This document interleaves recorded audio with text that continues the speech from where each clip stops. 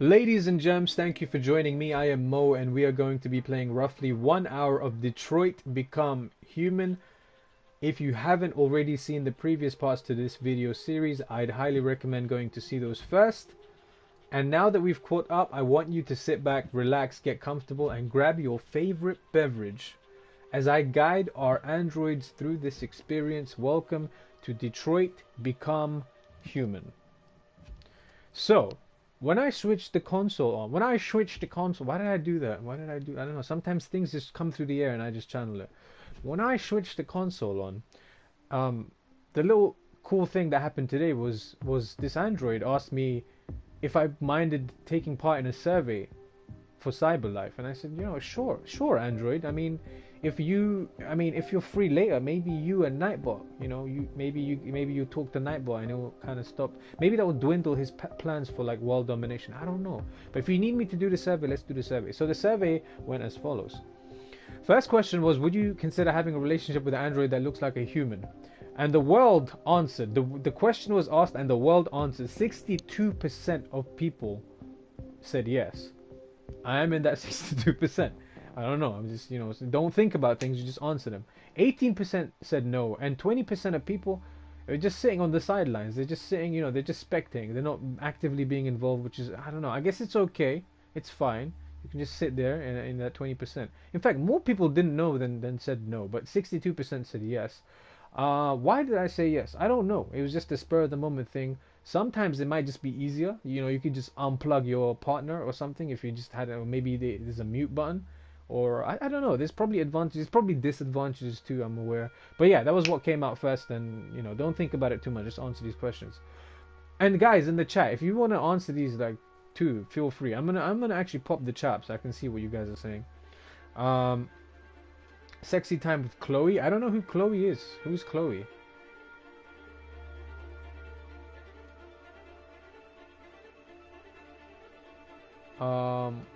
Okay, I've clearly missed something, but that's fine. I would have said yes as well. Yeah, it just seems easier. It just seems not easier, but you know what I mean. Like it seems, there's gonna be upsides and downsides to both things, but I guess it is what it is. Question number 2. Moving on, very embarrassingly forward. Do you think that technology could become a threat to mankind? 69. 69. 69% of people said yes. That technology would become a threat to mankind. Guys in the chat, what do you think? Would it be a threat to mankind or not? Again, 20% of people, that no group is near that 20% mark, but 20% of people said no, and 11% just, again, they're very passive. They just enjoy playing Detroit Become Human. They don't understand that this is a survey and it's very important for the future of cyber life. But yeah, 69% of people think that technology could become a threat to mankind. In the wrong hands, like the USA, yes, says Clutch Crawford. Hey, I think you're right. If you had to live on a deserted island, is question number 3, by the way. If you had to live on a deserted island and can only bring one object, what would it be? So this again was kind of a 3-way tie, somewhat, between an instrument with the most amount of votes is 29%. 24% was a cell phone. But who are you gonna call with a cell phone? You 24%. You don't have any cell signal on a deserted island. There's no towers there. I went with the 21% and I chose pen and paper. Mr. Dragon chose pen and paper. Beth says instrument. Stoofy says instrument. I think an instrument or pen and paper is something that allows you to express yourself. I like the way Clutch thinks. Pen and paper, and when the pen runs out, it can be used as a weapon. Exactly. I'm sure if you take an instrument and you get tired of playing the guitar, that can also, as people as Elias and Jeff Jarrett have proven, that can also be used as an instrument of weaponry, as a foreign object. 11% of people said console. That's kind of weird because, like, would you even have the power to turn the thing on? I don't really know. Trumpets are fun. A little Jeff Jarrett action. Exactly, Clutch. You understand. Wow, only 15% said a book. I guess I don't know how much. It depends on what the book is. If the book is How to Survive on an Island, all right, cool, maybe. But if it's like, and I love Harry Potter, but if it was Harry Potter, it's like I don't know how this is gonna help me on a deserted island. You know what I mean? Guys, question number 4 of our survey was: do you consider yourself dependent on technology? And those people that are in the 17% are either lying or they have a secret, and I want to know what it is. 8% don't know. How do you not know if you consider yourself dependent or not on technology? You either depend on it or not. Do you, I don't know, do you use it to make phone calls? Do you use it to get work done? Do you use it for editing? Do you use it to call your grandparents? Do you use it for, I don't know. Yeah, I'm pretty sure most people use technology. But I think they mean like digital technology. There's other technologies as well, verbal technology, but that's a different conversation. Let's keep moving. Question number 5. Yeah, everyone in the chat, yes. Beth the Wolf says, Mo, I love Harry Potter in quotation marks, and then Twitter says cancelling J.K. Rowling.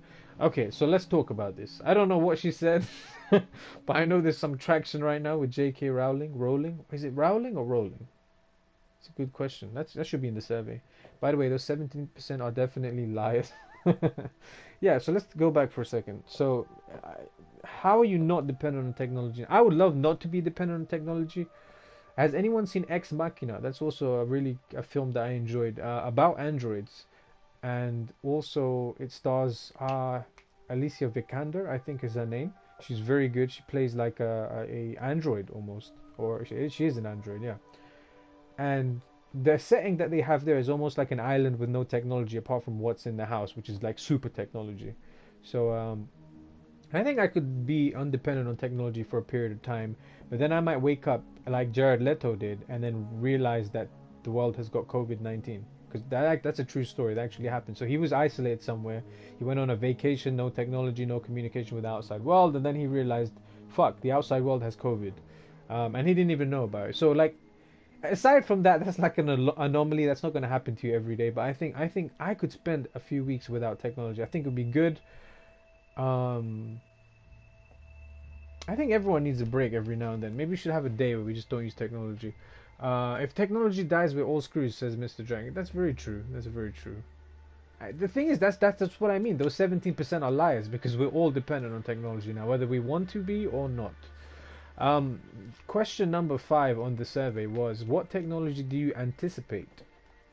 And the world's answers were tied between androids and brain-connected devices, which is very interesting. It's kind of scary almost to me because I had a hard time answering this question. I had to think about it for a second. I was like, flying cars, yeah, I don't really. I guess there'd be less accidents because I don't know, airspace, I guess.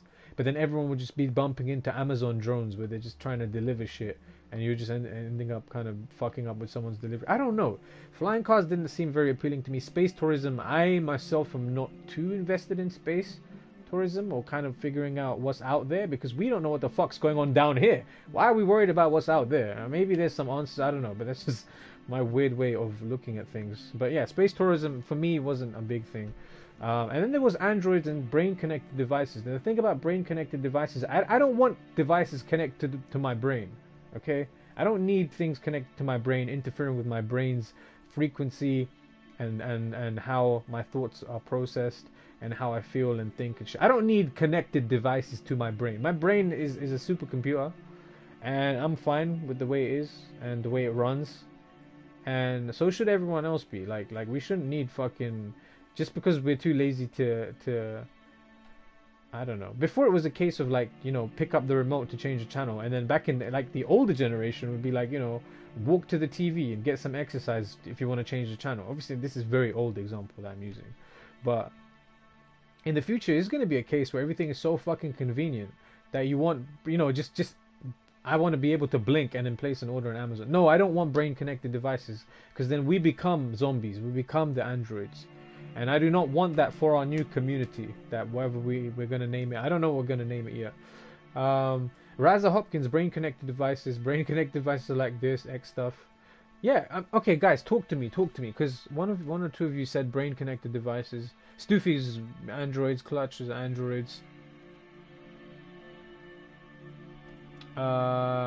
So Raza, yeah, when you get time, like I'd love to hear your take on it because that was just me thinking out loud about brain. And I haven't given it a shit ton of thought, but it just seems like something I would want my brain untampered with, if that makes sense. But yeah, man, I'd love to get your opinion on it. And my answer for this was obviously androids because it's interesting. It's androids are definitely more interesting than something poking around with my brain for me.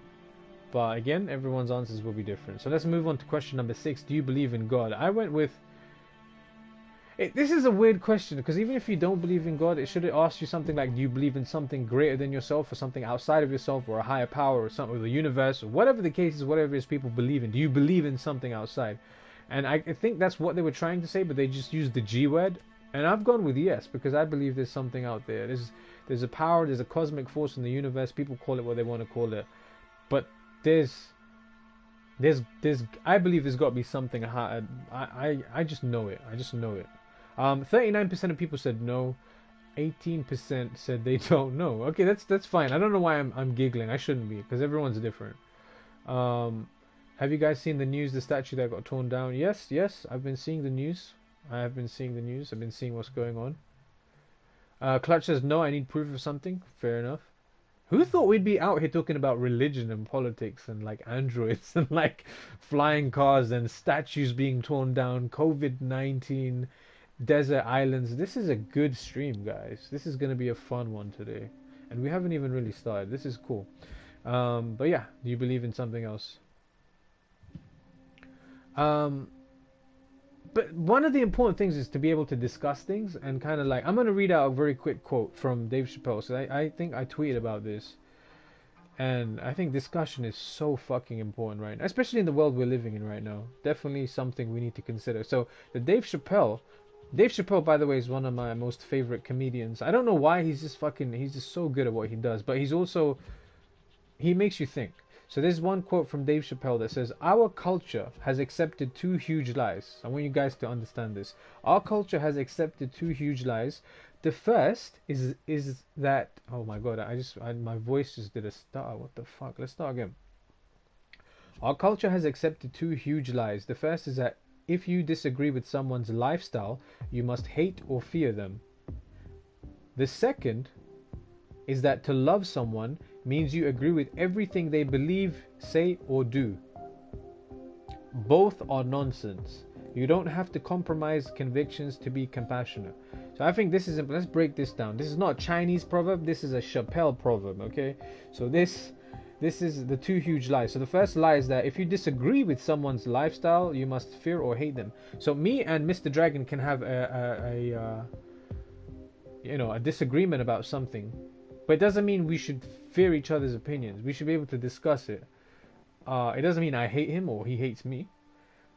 It just means we just kind of disagree on something, and that's fine. And the second point he makes is that to love someone means you have to agree with everything they believe, say, or do. That's very short term. I think that kind of stuff only lasts for so long because then you have to agree. You have to kind of accept the differences between yourself and someone you love without having to onboard all of their internalizations, whatever they believe. This is getting deep, but I want we're already down the rabbit hole, might as well continue. You don't need to internalize everything they say, do, or believe to prove that you have love for them, if that makes sense. So yes, Mr. Chappelle is a very intelligent man who said you don't have to compromise convictions to be compassionate. What does that mean? You don't have to compromise convictions. So you don't have to compromise your internal. So there's three levels of belief, I think. There's just an idea. There's a belief, and then there's a conviction. A conviction is something you believe in your nervous system to be true. And you don't need to compromise these to feel compassion towards other people.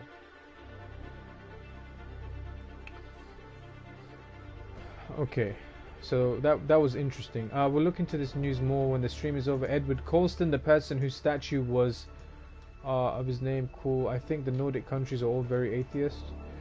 Yeah, I'm learning like more and more every day about like different things. Like, so I found out today, like in Romania, things aren't as protesty as they are everywhere else. Because they don't really like. I guess it's not really an issue. There aren't many other races there. I don't think. I could be wrong, but this is from what I understand. So it's not really an issue for them, but they have other issues. They have other things that they're dealing with. Raza has written me a paragraph which I'm gonna read out for you.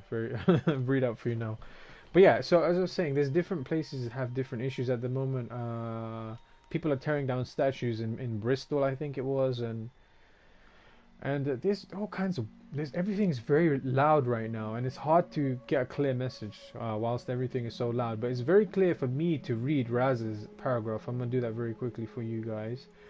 Think about it. It doesn't have to be connected to your brain directly. It could just be a chip that you place at the side of your head. No, that's too close for me, Raza. You don't understand. You don't understand. I don't need it near my epidermis, as Nelson Muntz would say. It connects you to everyone. All you have to do is think about it, and you can order something from Amazon or pay without any interaction whatsoever. It's perfect for me being socially awkward.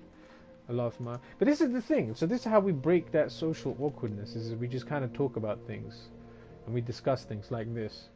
I think everyone's got a certain level of social awkwardness. It's not anything like. I think if anything, technology adds to that, because then it gives you the opportunity. I'll give you an example. So if you go to, like, I don't know if you guys have Tesco or Asda over there. You have Walmart, and I don't know if you guys have self-checkout, but it kind of just gives you an excuse not to interact with someone. And I think in some ways technologies kind of have made us that way, where we become socially awkward because it's just easier to just not interact with people. I'm not saying it's a good thing or a bad thing. It's just a thing. Beth the Wolf, there was a hall there called Colston Hall too, but that name is being changed. Yeah, so I mean, I'm not opposed to kind of wiping out these reminders of fucking. I don't know. There's something that I was at Trafalgar Square once, and I saw a statue dedicated to someone. If I read this correctly, but it was dedicated to someone who was a part of enslaving people from another country. I don't want to get too into it, but like the way it was worded was so eloquent. Like, you know, they made out like he was a great guy. He went over to the country and he liberated the people and he showed them the way and all the rest of it. But actually, it's just a very well covered up excuse for the guy to actually have people under his foot. And there's a statue dedicated to this guy, and there's loads of statues of people that are erect,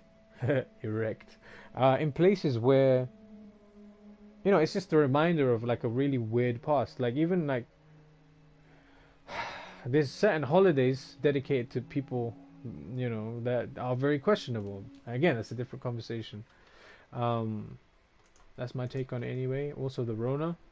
No, I appreciate that. Thank you, Raza, for kind of sharing your opinion, because that's important. Even if we might not agree or you disagree with anything I said, I think it's important we discuss shit. And you can get a flat screen TV for the price of broccoli with a self checkout.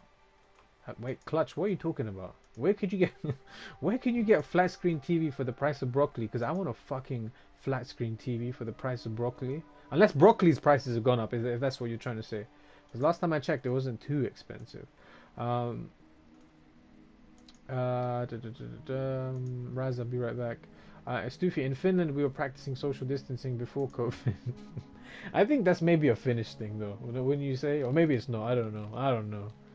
We have fun, we have jokes. But yes, question number 6 was, do you believe in God? See, this is taking us places I didn't expect us to go. And thank you, Clutch. I did see your redemption of green tea. I'm going to sip that for you. Thank you very much.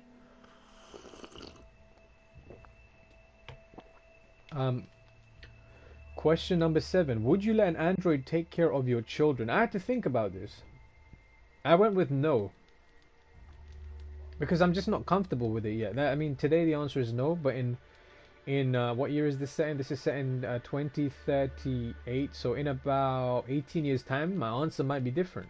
I might say, you know what, fuck it, yeah, I'd rather have an android that I can monitor, take care of kids, rather than just trust like a babysitter or a human that's flawed. I don't know, but at the moment I went with no. I'm in the 24%. 49% of people said yes.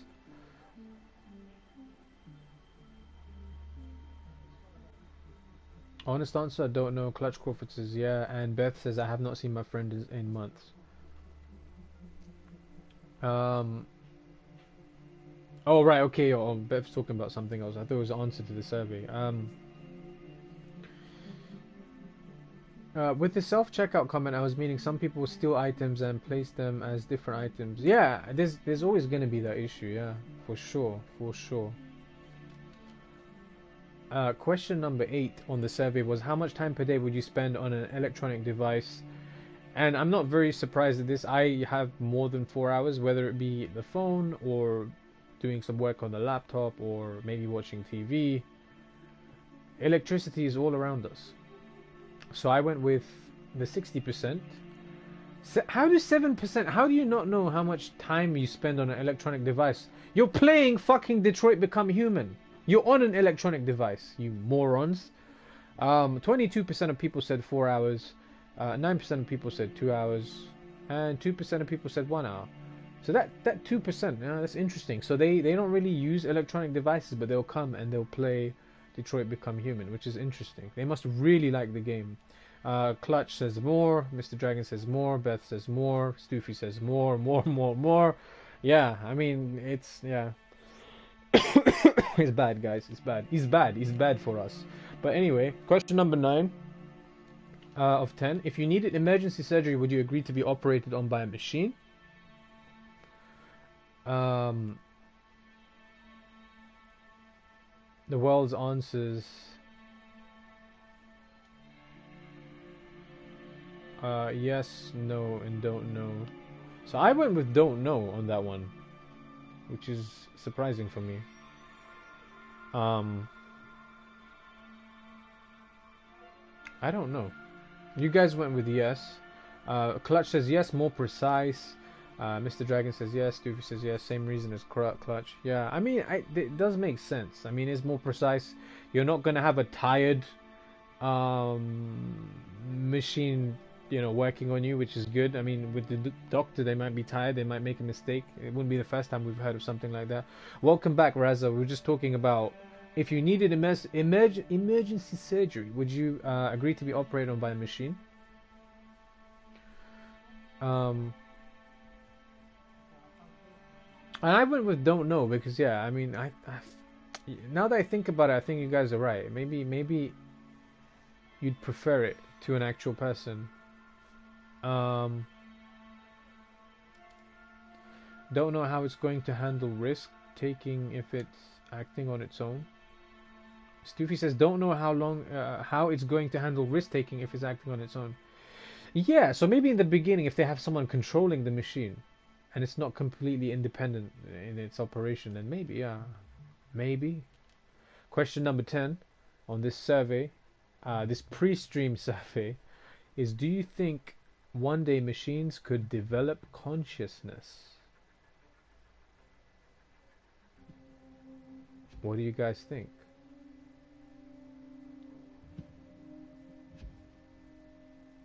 %67 of people said yes. 16% of people said no. 17% of people don't know.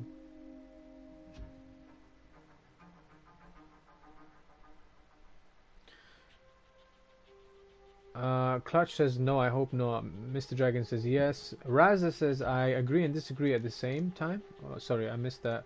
I agree and disagree at the same time. What if you were being operated on and someone spilled water on the machine? Yeah, I mean, the human error is a thing, so we just don't know. We just don't know. Stoofy says they might, I'm not sure. Machines learning and stuff. I'm sure I've seen YouTube videos of like androids where they're having conversations with people and it's scary because even the small intricate details, like if anyone's seen Westworld, you can see the reveries, as Ford likes to call them, in their facial expressions where they're making slight movements. They're able to read and analyze body language, which is kind of scary because there's no soul behind that thing. It's just a program, and it's a program running and responding to whatever it is you're saying, whatever it is you're doing, how you're moving, your body language and all these. It's fucking scary because yeah, it's following code, but that doesn't mean it has consciousness. So one of the themes throughout Westworld season 1 is whether or not machines can gain consciousness.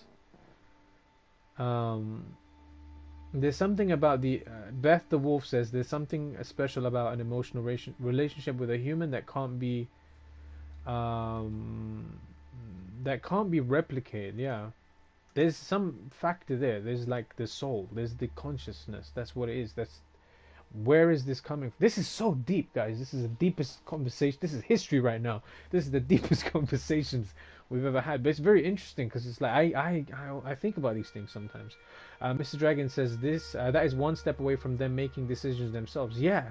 So that is us essentially having figured out how to play God and to create something that can think for itself, which is fucking beautifully scary.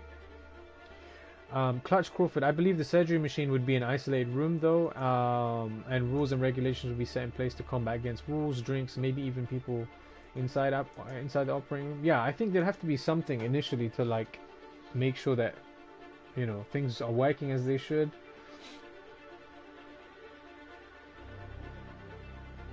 Beth the Wolf says you can't replicate that with a robot consciousness, part of the emotional relationship with humans. Yeah.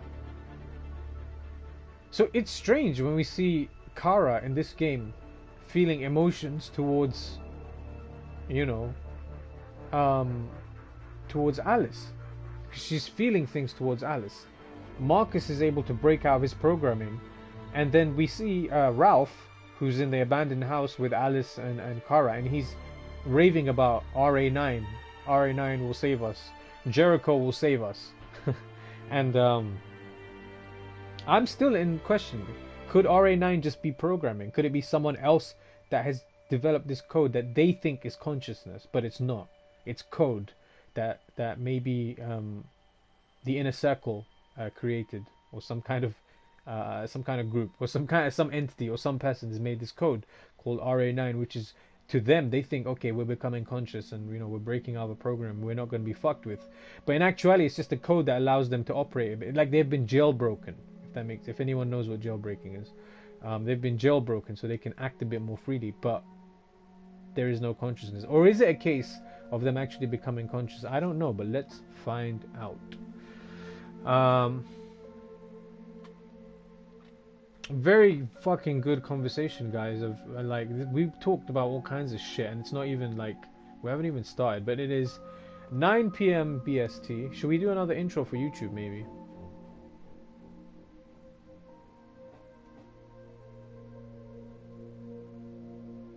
Yeah, let's do it. Let's do another intro for YouTube. But we're just gonna step back out of this and see if our Android friend here has anything else to say.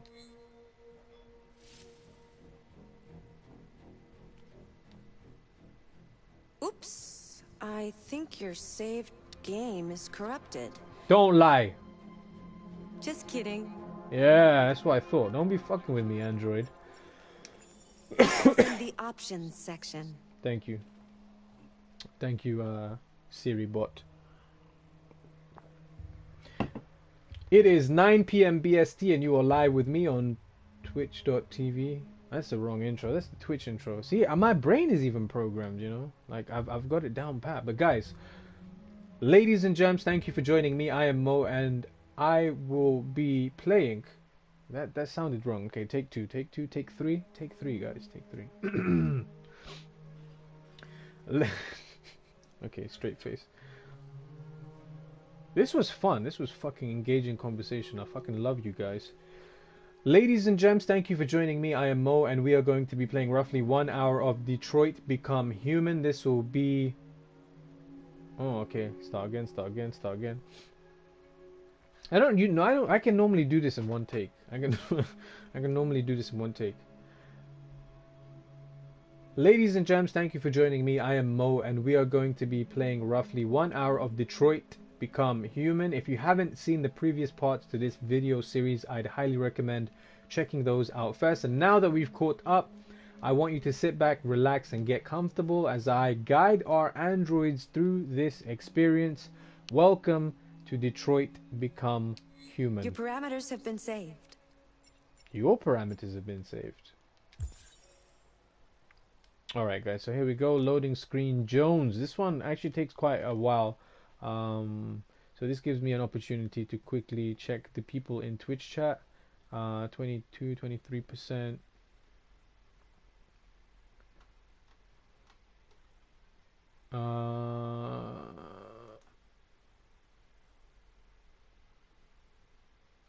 Oh, Chloe is the name of the menu android. Thank you, Raza, for letting me know.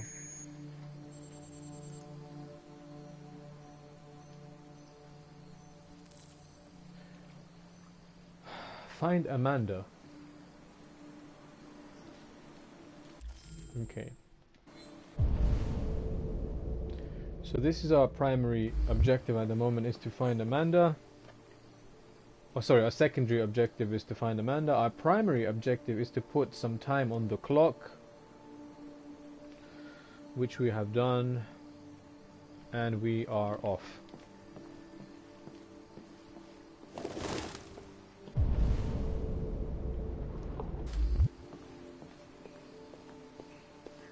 I thought that was very cool of Chloe to just say, your save data has been corrupted, because I was like, that is cool. A game will actually be kind enough to tell you that your save data is corrupted.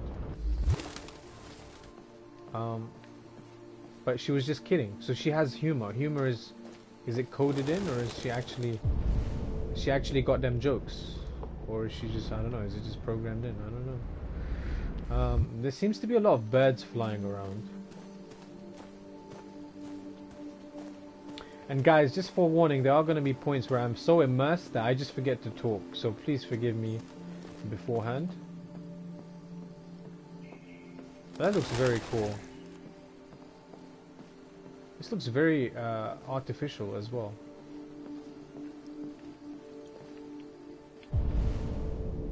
Find Amanda. Maybe this is Amanda. Maybe there's something else here though. This looks like, I mean, I could be completely wrong, but I just want to say it and put it on record. This could be his mind palace. This might not be a real place.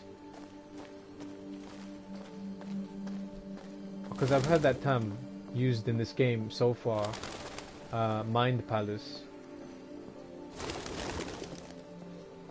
And there's a lot of white birds flying around. So I don't know what the symbolism is there. And there's also a tree. There's a this looks amazing. This is so cool. Obviously I'm gonna take a quick snapshot of this. This is cherry blossoms. This is or as it's called in Japanese, it's called sakura. Also, the song that the defective Karabot sings when we find her in the junkyard, the same song that the prototype Kara sang in Beyond Two Souls. There's a lot of cool things. I like finding cool things like this. I don't know, maybe I'm just overthinking it, but I'm pretty sure that this is put here for a reason. This is very cool. Yeah, I'm glad we stumbled across that. Let's go over to Amanda. Yeah, there's more. There's cherry blossoms on that side. And this is this looks, maybe this is roses, I'm not sure. Let's talk to Amanda. Hello, Amanda. Connor, it's good to see you. Congratulations, Connor. Finding that deviant was far from easy. And the way you interrogated it was very clever. You've been remarkably efficient, Connor. Thank you, Amanda. We've asked the DPD to transfer it to us for further study. It may teach us something about what happened.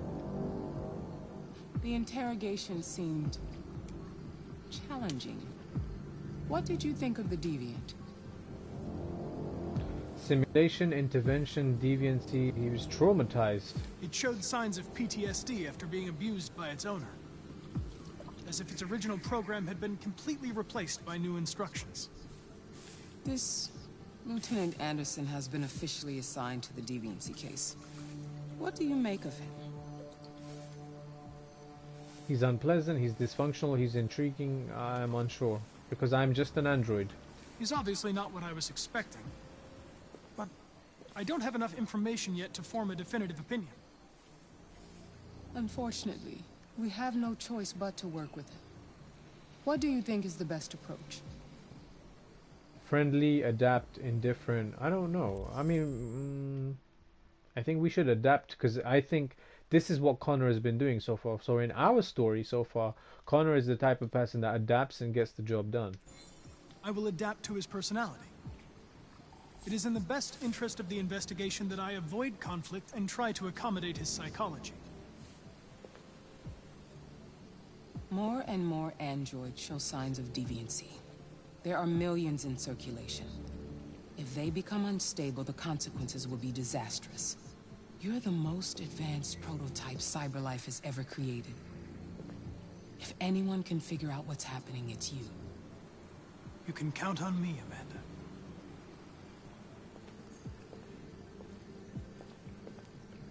Hurry, Connor. There's little time.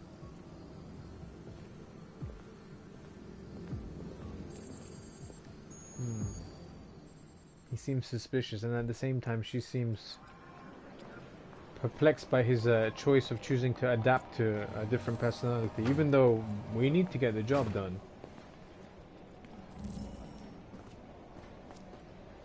Go to the reception. Can I help you? I'm here to see Lieutenant Anderson. Do you have authorization? Yes.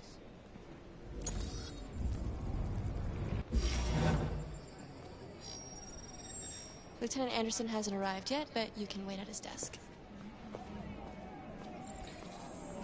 Okay, so we're granted authorization. We're gonna find Lieutenant Anderson's desk.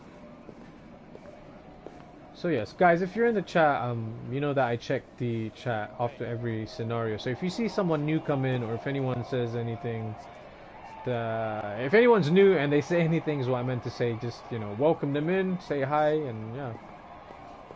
You know what you're Tensions in the doing. Arctic have reached a new level, with a Russian carrier and an American patrol boat reported to have clashed last night. Several warning shots were exchanged, apparently with no damage or casualties to either side.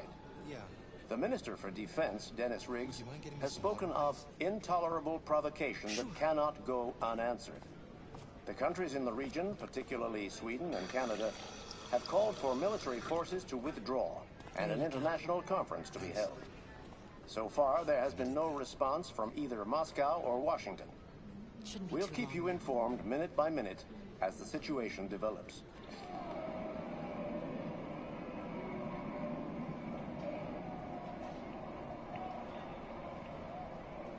Is this a live feed or what? What's going on here?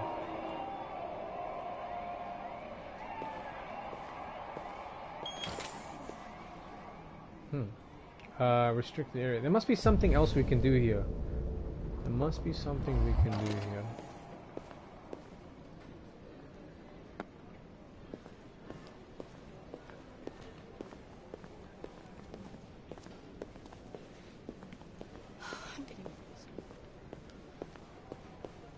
It's okay. It's okay, just relax. Just tell him what happened to you. So what happened? I'm curious. It was all over so quickly. I didn't even see his face. Okay, so she was robbed or something. Any little detail might help him catch the guy. You never know.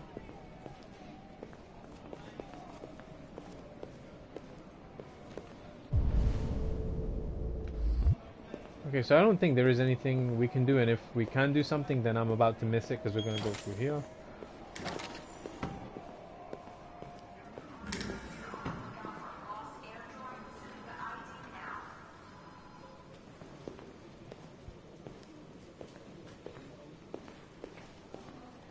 I'm looking for Lieutenant Anderson's desk.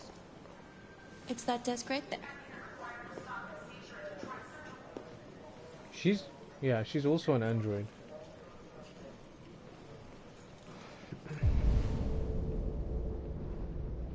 There is a couple of different things we can do.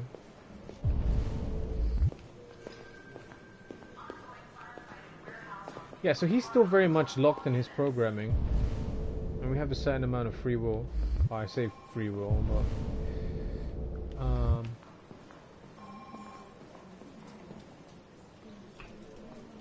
Brown.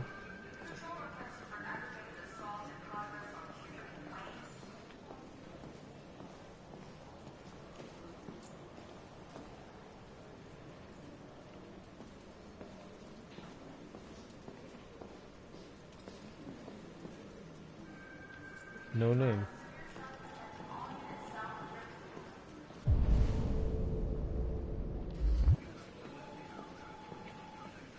That's Anderson's desk there. Detective Collins.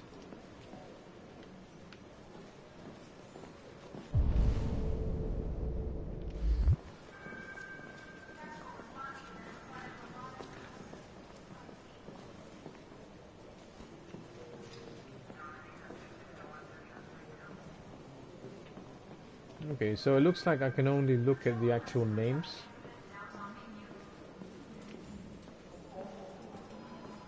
I'm just gonna go back here.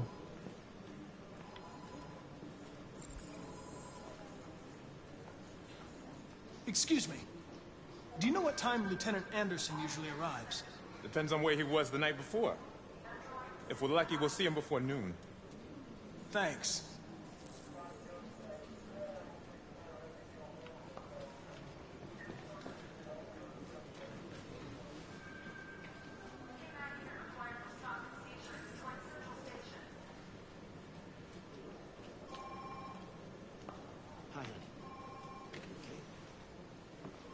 So maybe something will open up now, because we tried to go see the Deviant. Okay, so where can we go see the Deviant? Oh, so learn about Anderson. So we can do two things.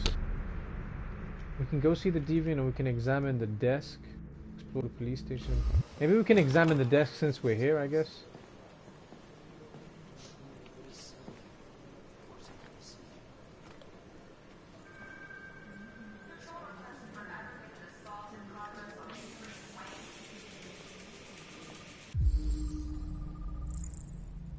Knights of the Black Death, dark heavy metal. Okay.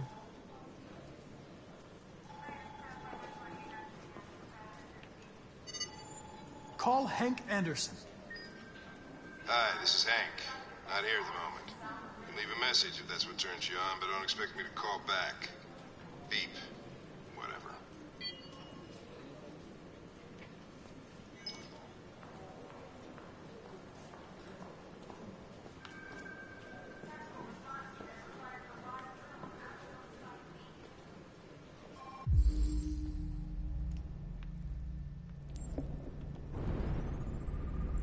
Of course, the first thing would be donuts. Calories 452, saturated fatty acids 13 grams, cholesterol 19 milligrams, carbohydrates 51 grams. Jeez. Coffee cup. Traces of caffeine. This is one hell of an analysis right now. Japanese Maple Asian Shishigashiri Shohin.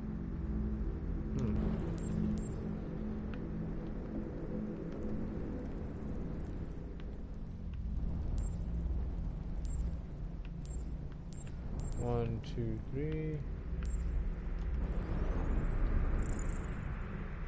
Anti-Android slogans. Use your brain, not your Android. Android-free space. No more Android. So these people are anti-Android.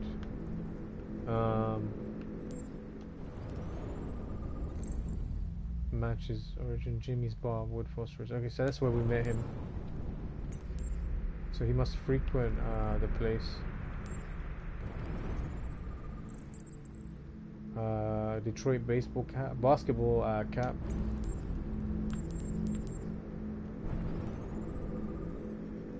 Hairs, canine hairs, Saint Bernard dog. Clues to analyze. Red Ice Task Force, 2027. So this is 50 years before Cyberpunk.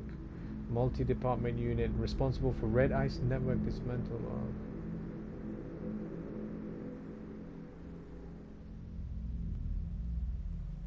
Oh, okay.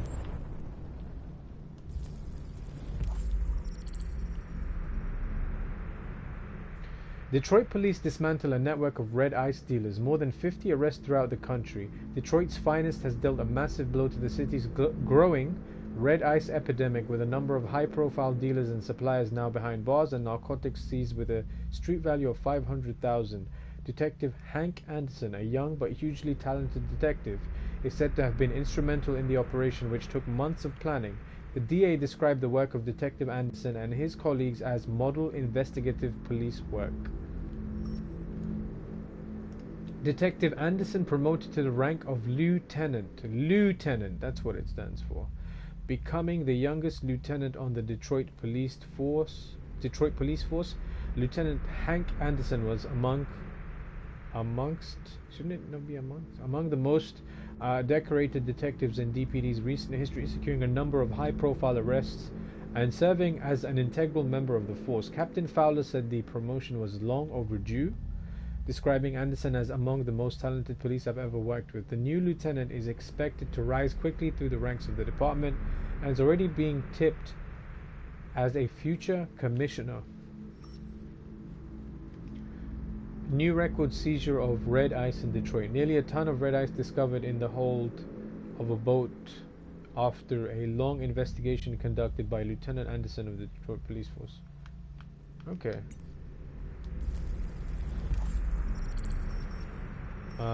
This is February 3rd, 2028.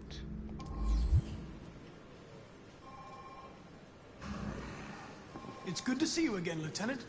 Oh, Jesus. Hank! In my office.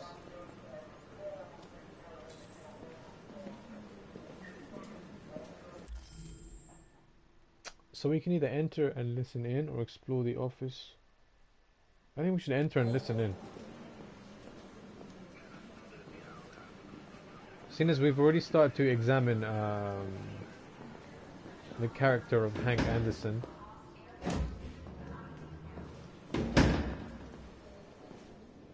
I've got 10 new cases involving androids on my desk every day. We've always had isolated incidents. Old ladies losing their android maids and that kind of crap. But now, we're getting reports of assaults and even homicide, like that guy last night. This isn't just CyberLife's problem anymore. It's now a criminal investigation, and we've got to deal with it before the shit hits the fan. I want you to investigate these cases and see if there's any link. Why me? Why do I gotta be the one to deal with this shit? I am the least qualified cop in the country to handle this case. I know jack shit about androids, Jeffrey. I can barely change the settings on my own phone. Everybody's overloaded. I think you're perfectly qualified for this type of investigation. Bullshit! The truth is, nobody wants to investigate these fucking androids, and you let me hold in the bag. CyberLife sent over this android to help with the investigation. It's a state-of-the-art prototype. It'll act as your partner. No fucking way! I don't need a partner, and certainly not this plastic prick. Hank, you are seriously starting to piss me off. You are a police lieutenant. You are supposed to do what I say and shut your goddamn mouth. You know what my... That is the problem. Right there. Goddamn mouth has to say to you? Okay, huh? Okay. I'll pretend like I didn't hear that. So I don't have to add any more pages to your disciplinary folder, because it already looks like a fucking novel. This conversation is over. Jeffrey, Jesus Christ, why are you doing this to me? You know how much I hate these fucking things. Why are you doing this to me? Listen, I've had just about enough of your bitching. Either you do your job or you hand in your badge. Now, if you'll excuse me, I've got work to do.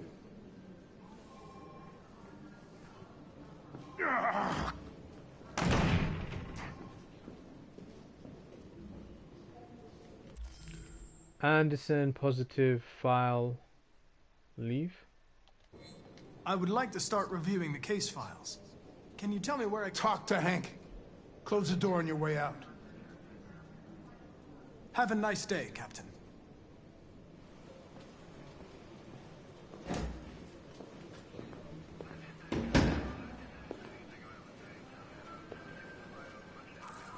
Yes, let's progress the case. I want to see the deviant, because there was something that I unlocked in the last scenario where he told us something about Jericho's plan and the inner circle and what they're going to do next.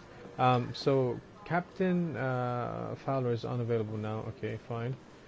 Where is the deviant? That's the question. That is the question.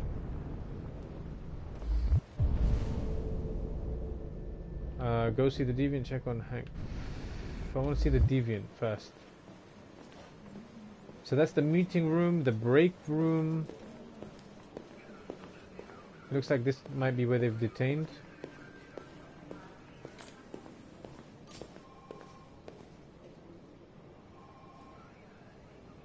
What? What are you looking at? Hey, fuck you! Fucking android.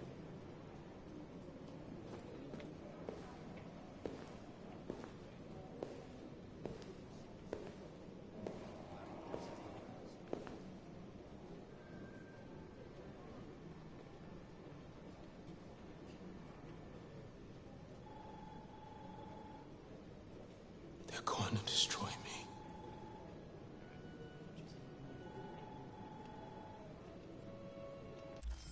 Well, I don't know what to do here. I'm sorry. It's not what I wanted. But there's nothing I can do.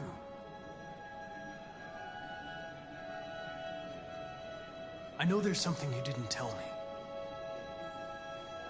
I need to know before they take you away.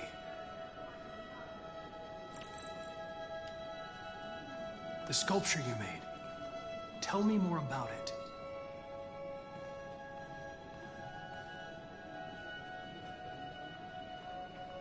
I'm going to die.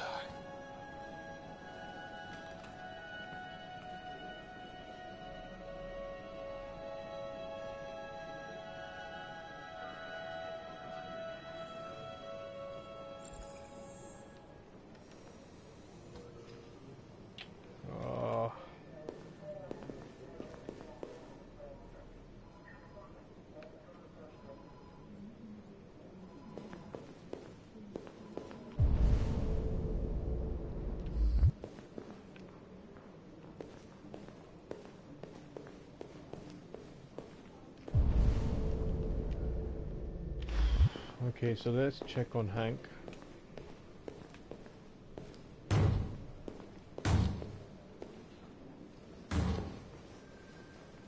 Open the cell, quick! Hurry!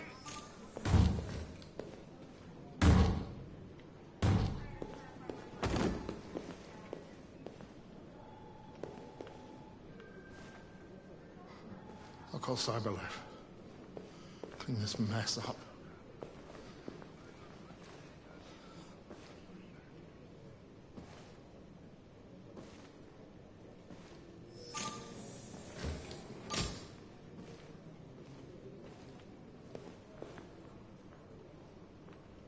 So he was still scribbling stuff on the walls here.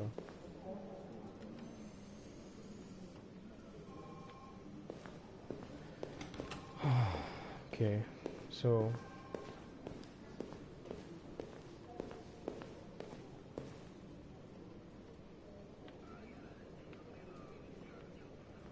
trying to see if there's anything on the walls here.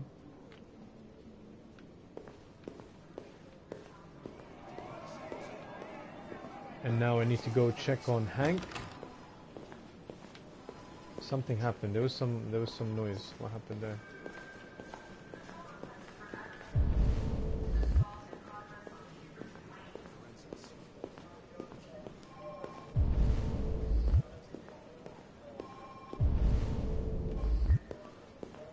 Archive room. Okay.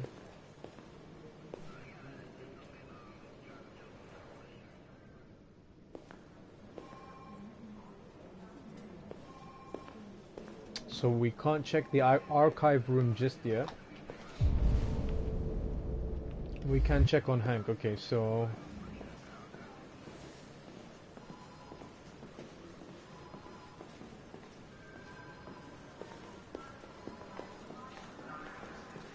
I get the impression my presence causes you some inconvenience, Lieutenant. I'd like you to know I'm very sorry about that.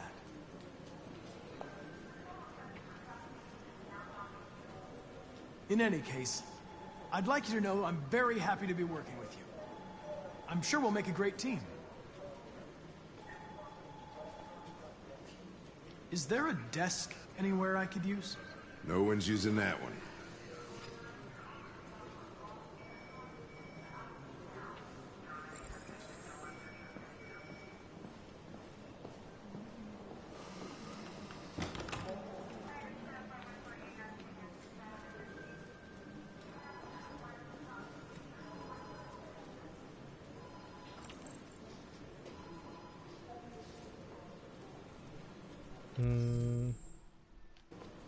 You have a dog, right? How do you know that? The dog hair's on your chair. I like dogs. What's your dog's name? What's it to you? Sumo. I call him Sumo. You're a Detroit Gears fan, right? Denton Carter scored 53% of his shots from the three-point line yesterday. That's so what Robot would say. That's what I was watching at the bar last night. Oh. Whoops.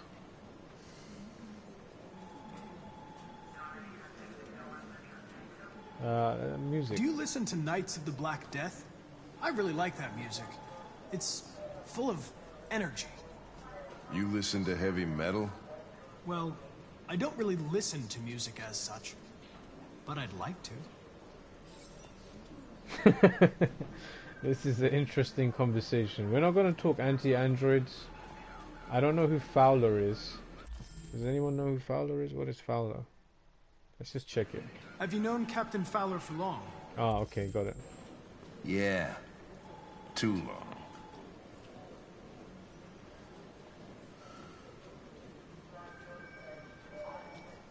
A lot of people don't appreciate having androids around.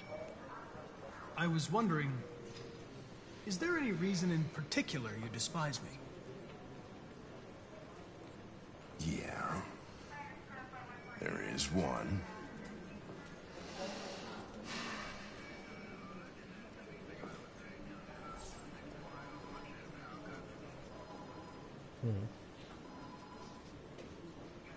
I was wondering, do you always arrive at the office at this time? I arrive when I arrive. This is not Stop going busting well. my balls, okay?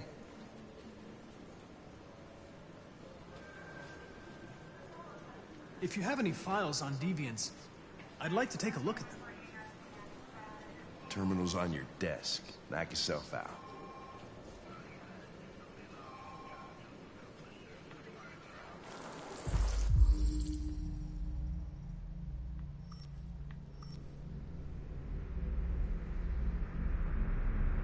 Gordon Lopez.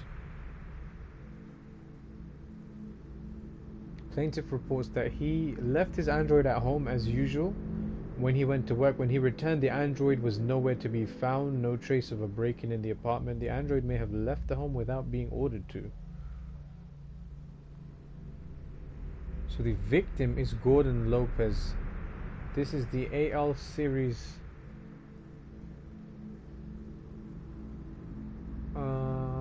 Involving Android, okay. AV series. Case reference and attack. The plaintiff claims to have been attacked by a AV500 number 234777821 model android working as a waiter in the Fast Coney Dogs restaurant chain simulator 842 Chamberlain Avenue. The plaintiff claims that android lunged at him unexpectedly and attempted to strangle the man before leaving the scene. The plaintiff claims to have been attacked by her android, an AP700 48913 model. The android also trashed several rooms in the house before taking the flight. And the plaintiff, the manager of the Eden Club, reported the unexplained disappearance of the sex android model WR400 64179081831. The android disappeared after accompanying a customer to his home and never returned to the club. Scan all files. 243 files. First dates back 9 months. It all started in Detroit and quickly spread across the country. An AX-400 is reported to have murdered a man last night. That could be a good starting point for our investigation.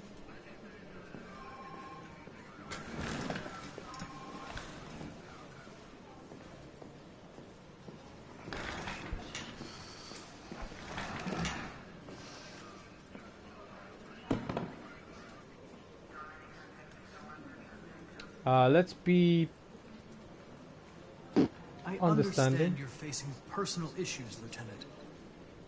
But you need to move past them. And Hey, don't talk to me like you know me. I'm not your friend, and I don't need your advice, okay?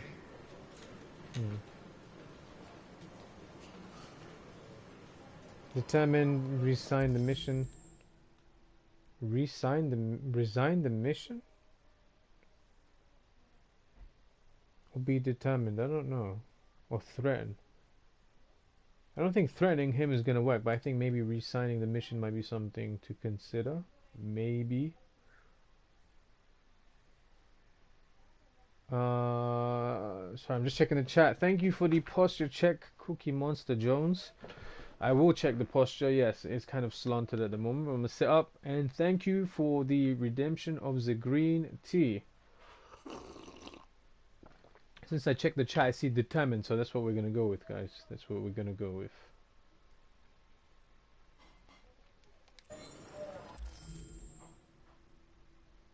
Huh? Or do we resign? I don't know. Yeah. I've been assigned this mission, Lieutenant. I didn't come here to wait until you feel like working. Listen, asshole. If it was up to me, I'd throw the lot of you in a dumpster and set a match to it. So stop pissing me off. But things are gonna get nasty. Lieutenant? I'm sorry to disturb you. I have some information on the AX-400 that killed the guy last night. It's been sighted in the Ravendale district. I'm on it.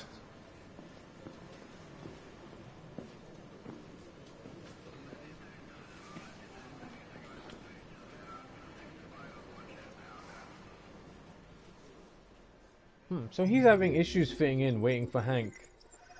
Know Your Partner is the name of the bronze trophy that we just popped.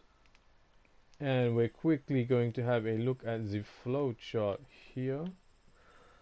So we are 72% complete in this situation. So we start in the Zen Garden, which again, I don't know if it's a real thing or it's something in his mind. Maybe it's something that we kind of explore later on. But we find Amanda. And yeah, there's other things. See, so we missed something in the Zen Garden. I'm not sure. I'm so freaking curious now. What could it be that we missed in the Zen Garden? But nonetheless, we talk to Amanda. We arrive at the police station. We just turn on world stats. Find Lieutenant Anderson. So 99% of people explored the station. 23% talk with Carlos android. So the android that was saved in the interrogation ties into here. And there's a situation where Carlos android self-destruct. So maybe if we, I don't know, I think it was sympathetic, so I don't know, maybe that was supposed to happen, I'm not entirely sure, but that's what happened there. There's a couple of different options. We examined Hank's desk, like 93% of people. Hank storms out, again 99% of people. Follow Hank in Fowler's office, 73%. Learn about Hank, talk to Hank, examine the files, talk about the case file. Hank is mad.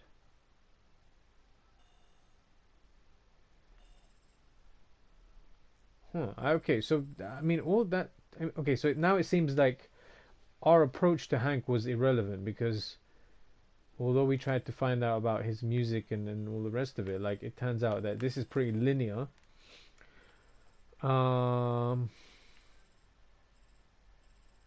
So yeah, we talk to Hank, examine the files, talk about, Hank gets mad, and then there's two things that could have happened, and I think Hank got a lead, so obviously I think that's a good thing. I don't know. This one was kind of confusing, guys, but that is what happened. I'm just going to take a second to see the chat and see what I missed.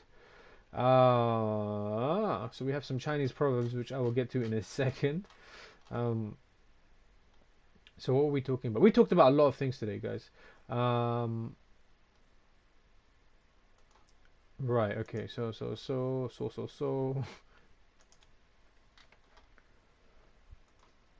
Um, Connor, hi Fruity. Oh, how's it going? Noxiously Fruity, thank you. Thank you, Clutch, for adding to the compilation of Chinese proverbs. We'll get to that in a second.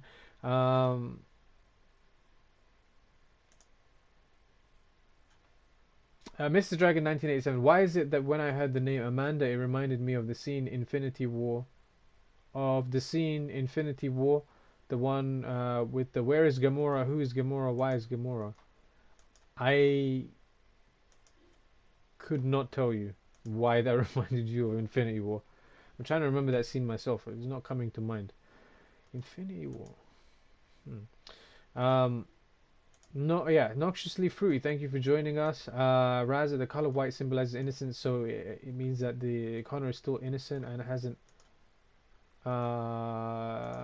become a deviant. Yeah, so he's still following his programming very much so. He's just getting the job done. I don't know who Amanda is.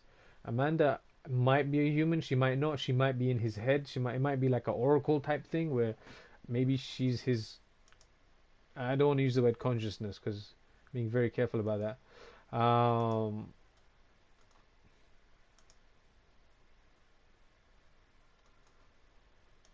What? I don't get what happened. What did I miss? Of course, Canada withdraws. Jeffrey is cool as shit. Cookie Monster with a green tea. Sex Android. How much do they cost? Asking for a friend. I don't know. We can try search around in here. Clutch.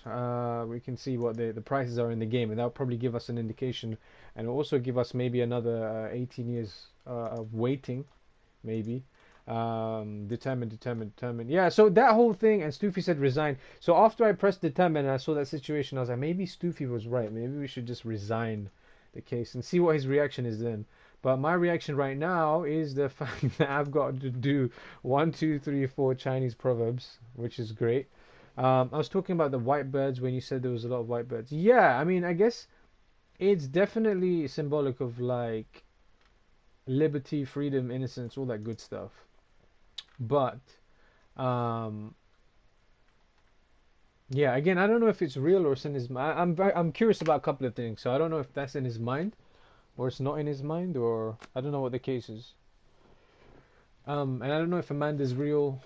I don't know what's real. I don't know what's real. I don't know what's fake anymore. But guys, what I do know is real is that we have 4 Chinese proverbs to go through. So we're gonna do this in the order of 1 to 4. I think that's the easiest way. That's the easiest way to kind of get through this in one swift action. So what do we need, guys? What do we need? We need our volume to be good.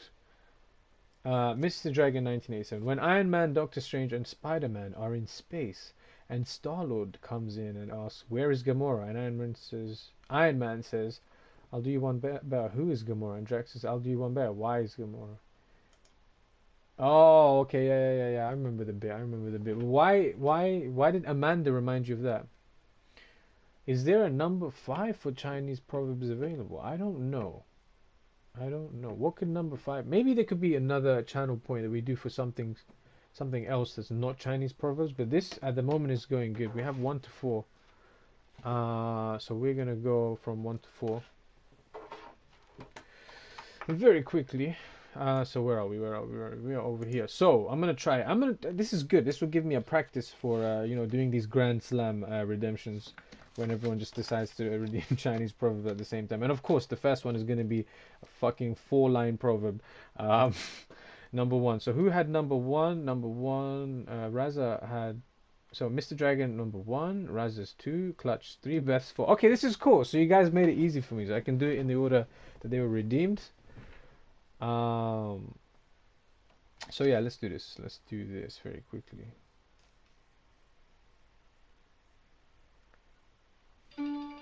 Okay, so whoa, okay, I'm gonna have to type very fast. Just a few more arrows and we could fight again. By the way, this is number 1 from War and Politics, and this is Mr. Dragon's Chinese proverb.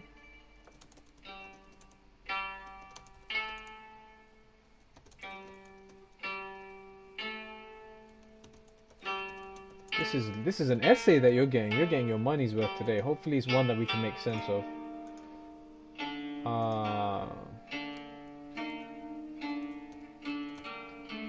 Oh, if I could type, that would also help.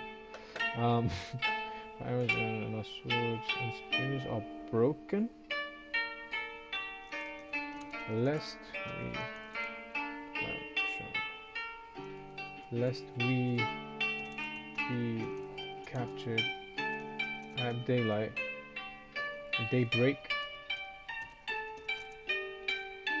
Let us flee under the cover of night like birds and beasts. Fuck, you know, this is a long Chinese proverb. And this is by General Lee. General Lee. Oh, General Li Ling. Sorry, my mistake. To his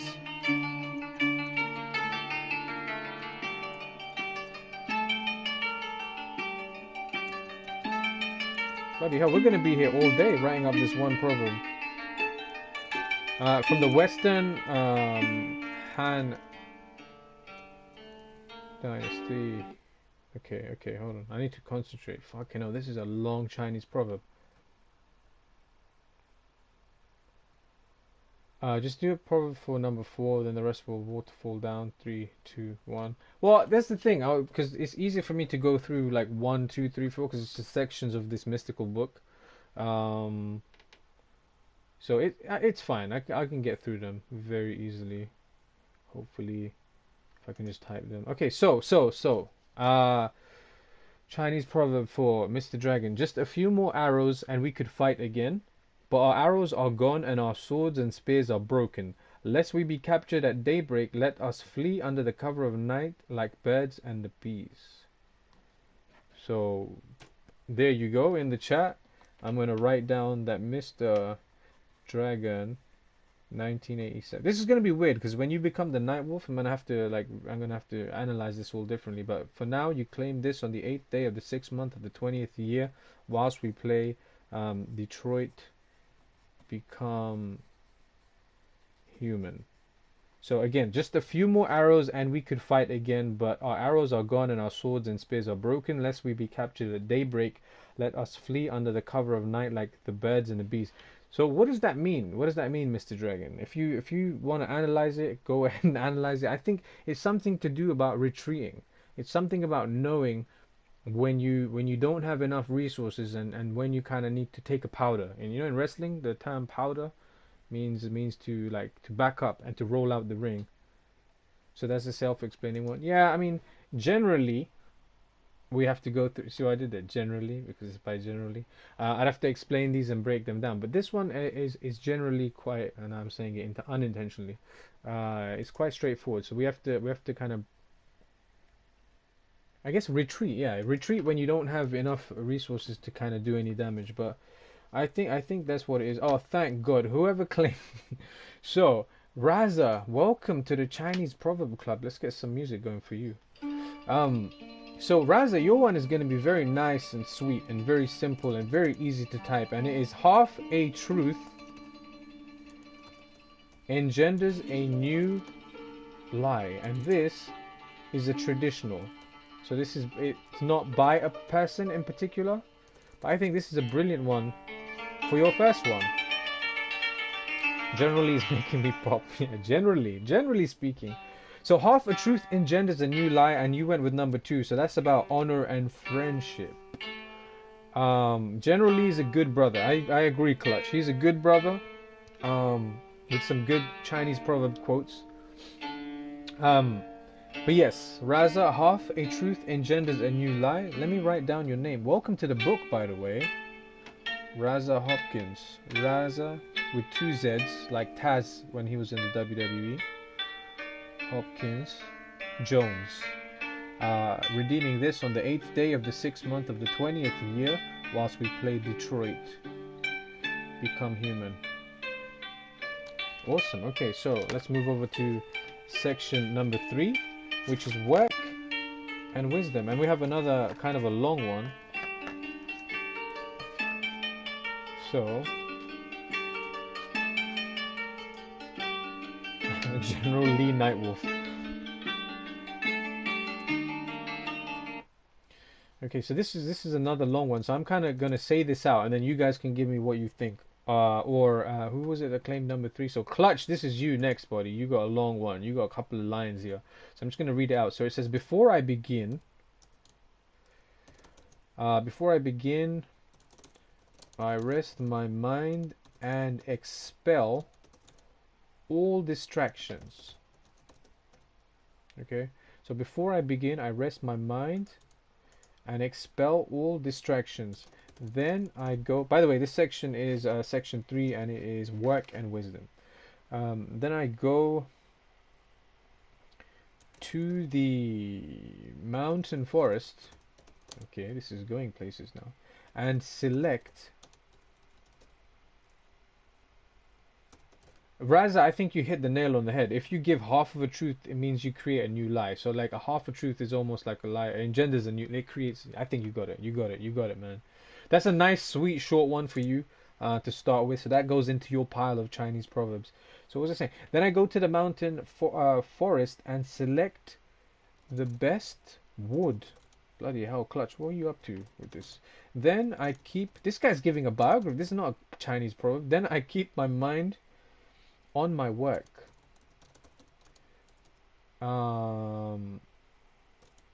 That is the secret of good furniture. What?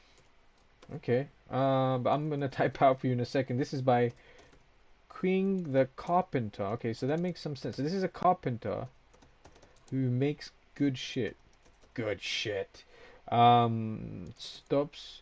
Queen the Carpenter stops to give the king a silly answer to a silly question. Spring and autumn period. Spring and autumn period. Okay, so let's do that again. So before I begin, I rest my mind and expel all distractions. Then I go to the mountain forest and select the best wood. Then I keep my mind on my work. That is the secret of good furniture. What the fuck, Clutch? What does that mean? You need to tell me what that means. Usually I'll try and break things down, but I don't. As far as I can tell, this guy's talking about before I begin, I rest my mind and expel all distractions. So that means clear your mind before you start taking on any kind of work, I guess. So still the mind. Then I go to the mountain forest and select the best wood. Okay, yeah, so you want to choose the good material to use. I don't know, I'm just going with it. Then I keep my mind on my work. That is the secret of good furniture. So Clutch, if you plan on building any more furniture for Clutch City, you need to go to the mountains and find the best wood so you can create the best furniture. Because Queen, I don't even know how to pronounce it. I told you I'll be butchering these names. I say the same thing every day, but it's true. King or Queen, the carpenter, stops to give the king a silly answer to a silly question. But now I'm curious, what was the question? This is like a 2-part Chinese proverb. I don't even know. What I do know is I'm going to write down Clutch Crawford right here, redeeming this Chinese proverb on the 8th day of the 6th month of the 20th year, whilst we play Detroit Become Human. And that has been cemented in history, in the annals of history. If you want something done correctly, you need to clear your mind and focus on that only. That's a good way to look at it, yeah. Also, what else? Hello, the big cheese. I love the way you did that, because the 6 is like a G, and it's not a G, but it's actually a 6.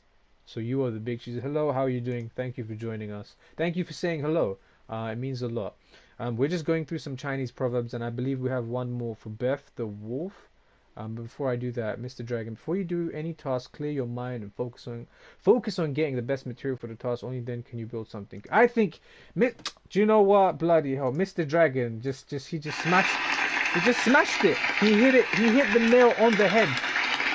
He hit the nail on the head to make his point because he crafts good points. Like this carpenter crafts good furniture. Like Clutch is gonna make good furniture in his city and stuff. And yeah, okay, cool. So we have one more left for Beth. So let's give her some traditional music.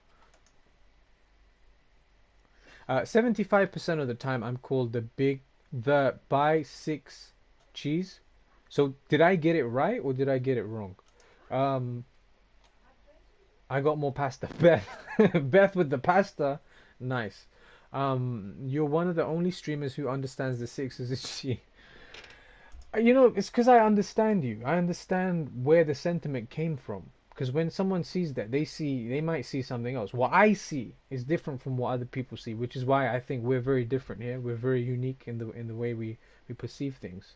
And right now we're going to perceive one more Chinese proverb with some traditional music for Beth, who went with number 4. So by the way, these are all channel points that you guys can redeem and compile your own list of Chinese proverbs, which I'm kind of writing down in this book, in this mystical book that I found. That you can't tell anyone about. But yes, let's get some traditional Chinese. No. Take that back. It's not traditional Chinese music. It's traditional music. And we're going to give Beth her Chinese proverb, which is not as long as some of the other two that we got. So it was kind of a mixed bag today. Okay. I wake. Oh, okay. So section 4. So Beth chose section 4. Section 4 is love and other emotions. Okay?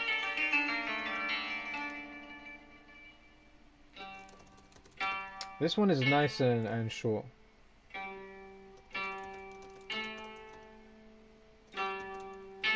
And kind of poetic too. And this one is from the Book of Songs. A lot of these love and other emotions seem to be from the Book of Songs, actually, guys. The Book of Songs from the Zhao dynasty. Zhao dynasty. Yes. So, I wake, I sleep, I think of her, the time so long, the distance far. That's very straightforward. I wake, I sleep, I think of her, the time so long, the distance far. So that's like kind of an unending kind of love that this person has for her, I guess, whoever this person is from the Book of Songs, from the Zhao dynasty. So I'm going to write down Beth the Wolf redeeming this. Can you guys still hear me, by the way? I hope you can. On the 8th day of the 6th month of the 20th year, whilst we play Detroit Become Human. And we're also going to flip back to section 3 to work in wisdom and say,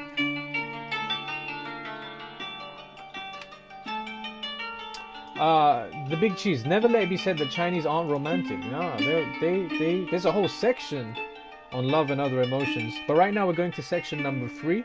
So Beth claimed another one from section 3. Section 3 is work in wisdom, and this one for Beth is: does a nurse wrap a baby, what the hell, where are we going with this, upside down after 30 years on the job? Question mark. And this is from Miao Zhen. Warns the Prime Minister not to teach. What the fuck? Teach sorry, him to suck eggs. And this is from the Song dynasty. So let's read that one more time. Does a nurse wrap a baby upside down after 30 years on the job? Question mark. Miao Zhen warns the Prime Minister not to teach him to suck eggs? What? Warns the Prime Minister not to suck eggs. Suck eggs. Yes, Clutch. Suck eggs. I don't understand that. Does a nurse wrap a baby upside down after 30 years on the job? Miao Zhen warns the Prime Minister not to... not to teach him to suck it. What the hell? Guys. What the fuck? What? I don't even, I mean, I thought I had a handle on this thing. I thought, yeah, this would be fun. We'll do some Chinese proverbs. We can make use of this resource, of this mystical book that I found that just appeared one day in the ground. And I thought, yeah, this would be fun. People will enjoy this. You can have your own unique Chinese proverbs. You can compile your own lists. And we'll do something cool with it after you get to a certain threshold. And now, today, on the 8th day of the 6th month of the 20th day, where Beth the wolf has claimed a Chinese proverb. I'm writing this all down, by the way. This is very personal. This is a very intimate thing that we do here with these proverbs. Yeah, in section 3. Claims a Chinese proverb that says, does a nurse wrap a baby up? It's about, I have no idea. I think I'm going to hold out for a second because I need to get this out. Because I do need a sip of green tea. But I also need a fucking explanation for what this means. Does a nurse wrap a baby upside down after 30 years on the job? Miao Zhen warns the Prime Minister not to teach him to suck eggs? You need to teach someone not to suck eggs? Suck eggs. Clutch Crawford, I'm warning you, do not clutch. It's so stupid. This one is hilarious. It's a funny insult. Hey, go suck eggs. Bethel clutch. Instead of suck your... it's suck an egg. Suck an egg? Like what? She warns him not to suck. I'm confused, guys. I don't know. I do not know about that one.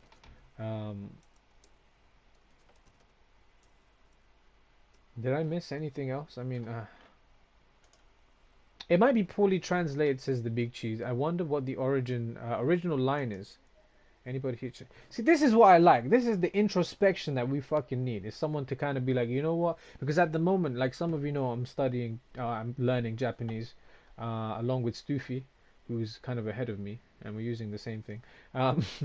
But yeah, there's certain cases where you can't directly translate things. Like Jazz sent me something the other day about, you know, I was like, we need a name for the community now, and he sent me something along the lines of the Green Tea Gaming Clan, and it was a direct translation using Google, and like that shit doesn't work. Google Translate is not accurate enough. But yes, that's a good question from the Big Cheese. You know, anybody here Chinese? Because the original line might be, yeah, it might be poorly translated.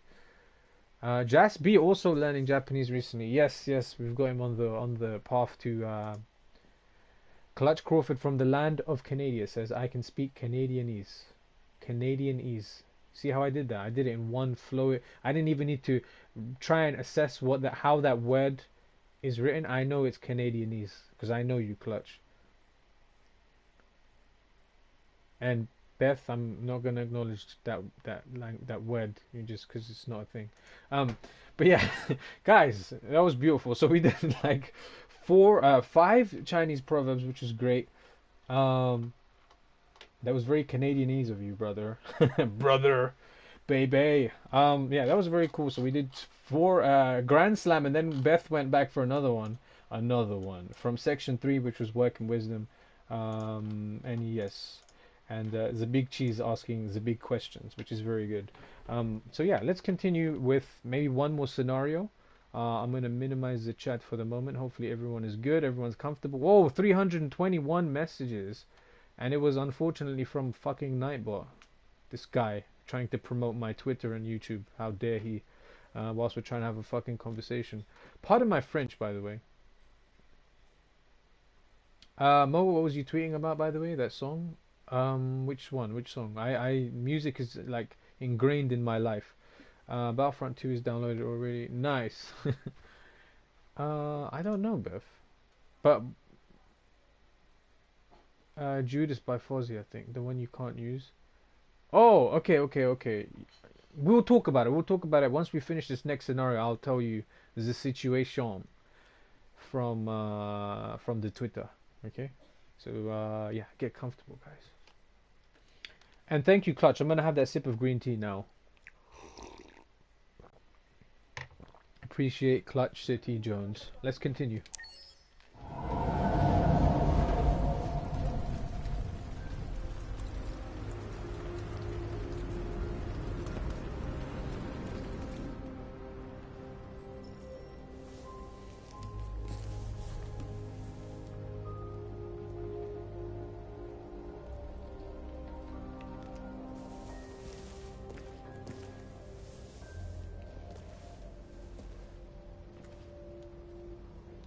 Okay, so this continues right where we left off. So watch over Alice. What does it say? Revive the fire. Revival. A revival. We have to FTR. There's a couple of other things going on.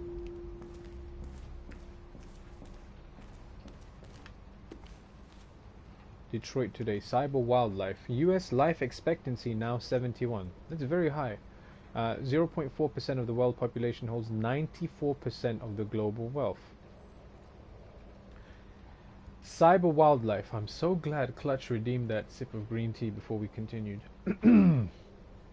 First Android Zoo opens. CyberLife is set to open the first Android Zoo in Los Angeles, which will exhibit all exotic species to have become extinct in the last 30 years. Loot turtles, polar bears, mountain gorillas, African elephants, and several species of tiger will be amongst the most high-profile attractions. CyberLife CSR spokeswoman Daniel Carnegie said the zoo caters to people of all ages and has a special mission to educate and inspire the younger generation about the importance of protecting our fragile environment.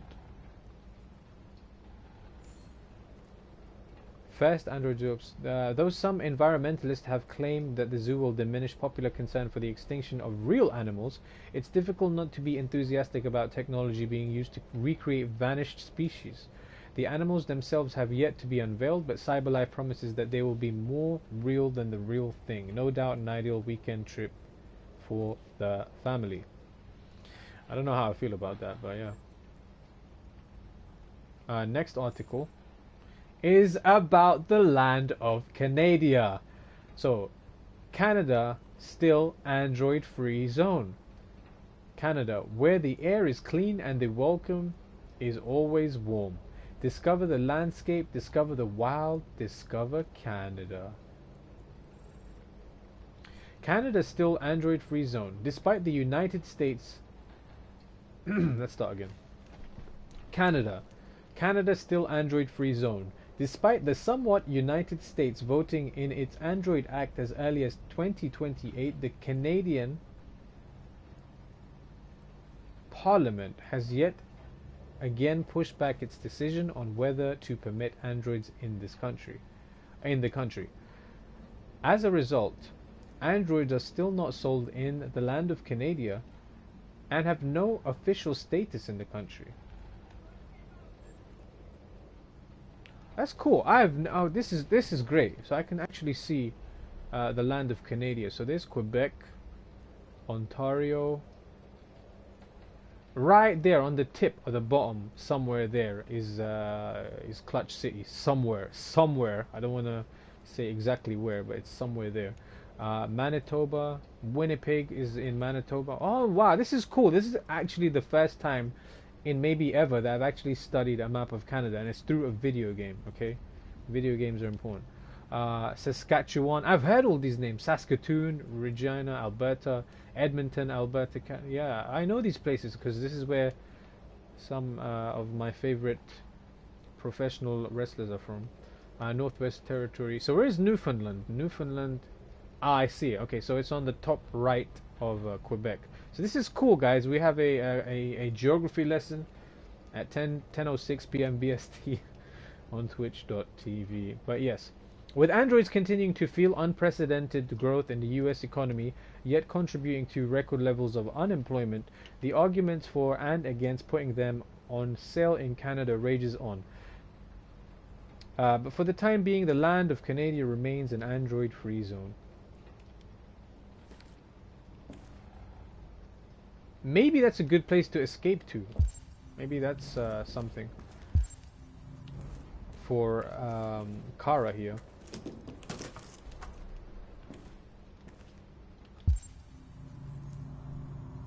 So as far as we remember, there is nothing upstairs worth interacting with, so we're going to move over here to the fireplace and drop some logs. I mean planks, not drop logs. That would be kind of weird for an android to drop logs just there next to a sleeping child. But we revived the fire, and now we need to wait till Alice awakes. Let's check on Ralph.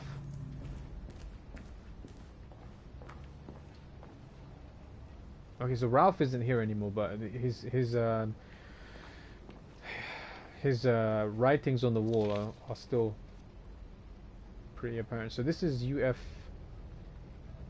Urban Farm Area.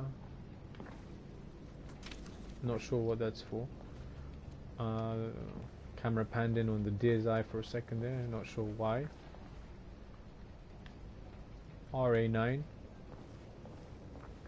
So that's code for Jericho from like what we understand. So there's a couple of things here. There is a bird, there's a watch, there's money. I don't know if the bird's real.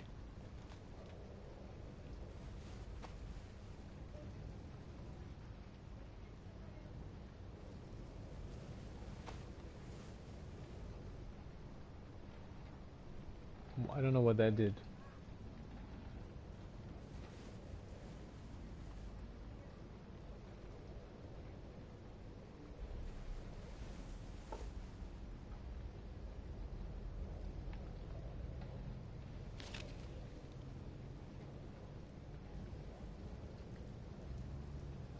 We don't need the money, I don't think, at the moment, so we're gonna put it back.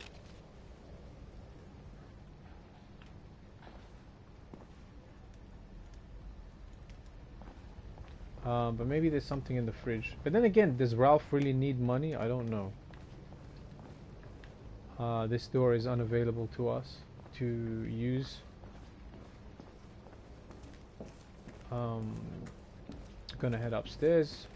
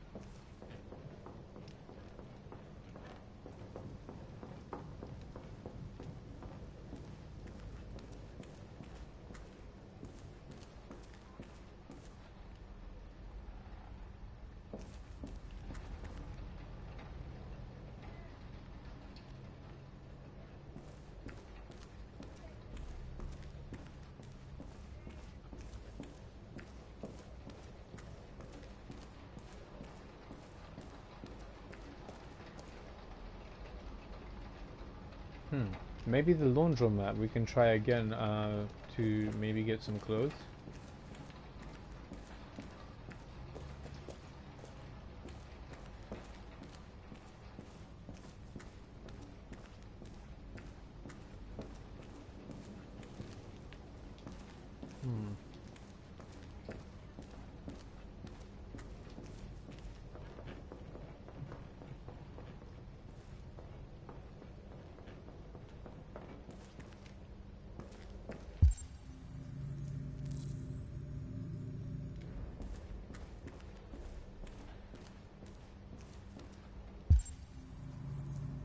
Can't leave the house, okay. Fuck.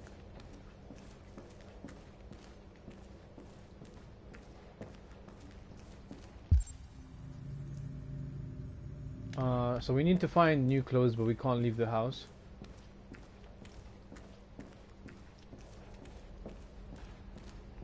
We can't exit through this door here.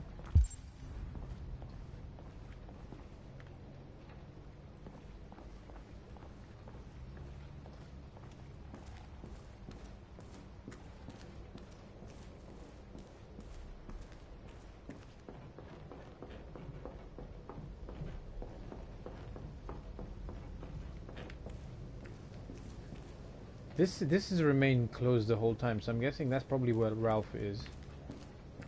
I mean, there's nothing here still.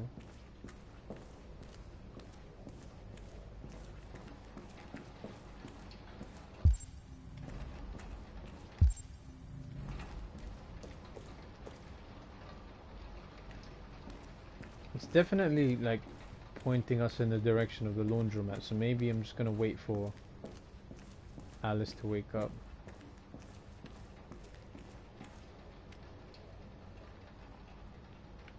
The motel.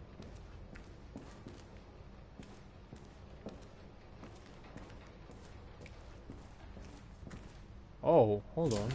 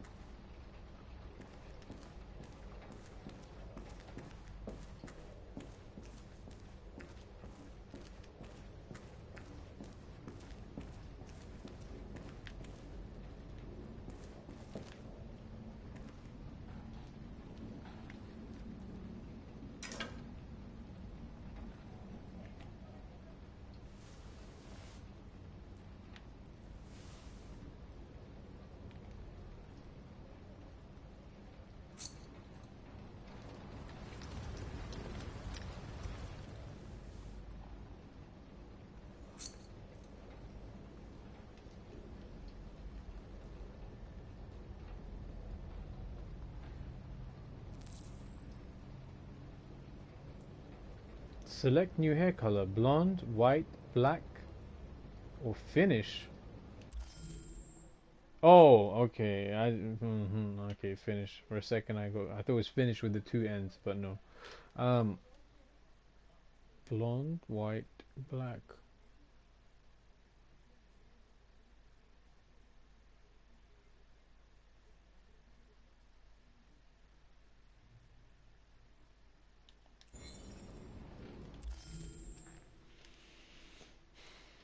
This is a tough choice. Don't forget your piece. You're not going to take the gun back. The gun? What gun? What are you talking about? What are we talking about? Where was the gun?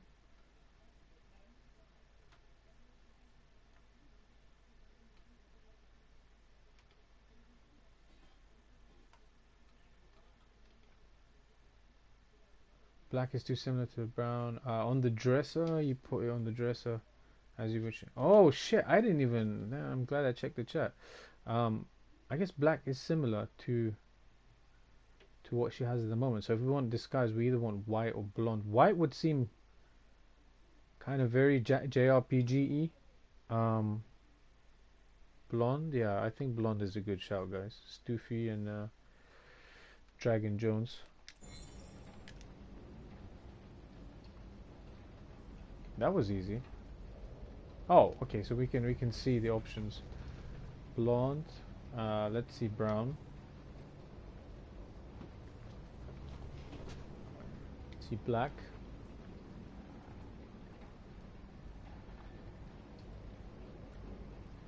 See white.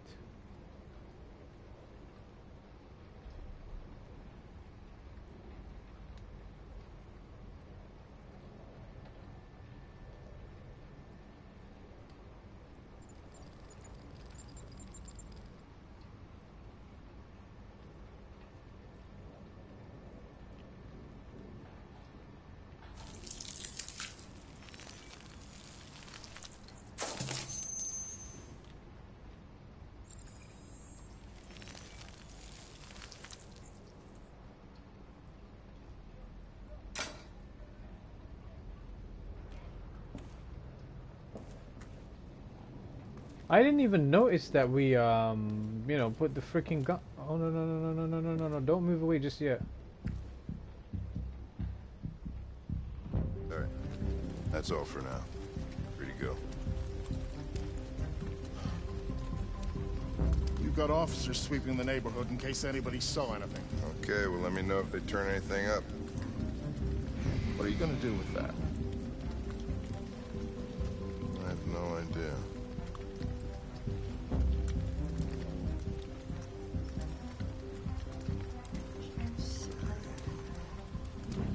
It took the first bus that came along and stayed at the end of the line. Its decision wasn't planned. It was driven by fear. Androids don't feel fear. Deviants do. They get overwhelmed by their emotions and make irrational decisions. All right, well that still doesn't tell us where it went. It didn't have a plan, and it had nowhere to go. Maybe it didn't go far. Maybe. No, the gun, the gun. Ralph found this to feed the little girl. It's good for her. A present. To make up for past misunderstandings. Ralph will cook. We will do just like humans do. Humans like burnt meat. Come. Come and sit down.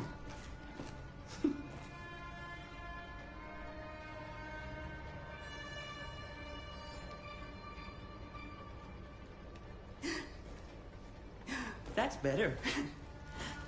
Ralph went to a lot of trouble to find something for the little girl to eat. It wouldn't be polite for her to refuse, would it? Great. Great. Oh fuck, we left the gun upstairs. See? Succulent. Succulent. Father, mother, little girl. Please, Kara. I don't want to keep that. What did she say? She said she can't wait to eat it. She's very hungry. The little human is not going to regret it. Ralph found the best, the biggest one he could find. This is going to be succulent. Succulent. Go ahead. Eat.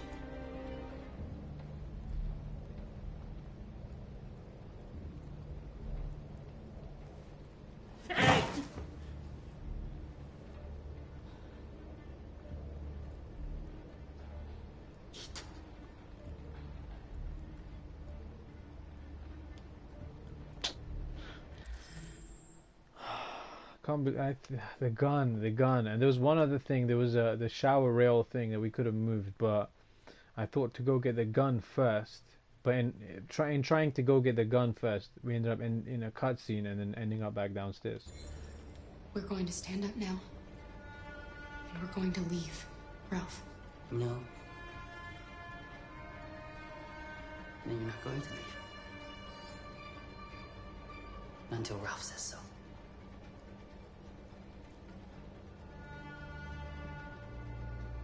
You said you wanted to be like a family, Ralph. Father, mother, the little girl, remember? Father would never threaten his little girl with a knife to make her eat.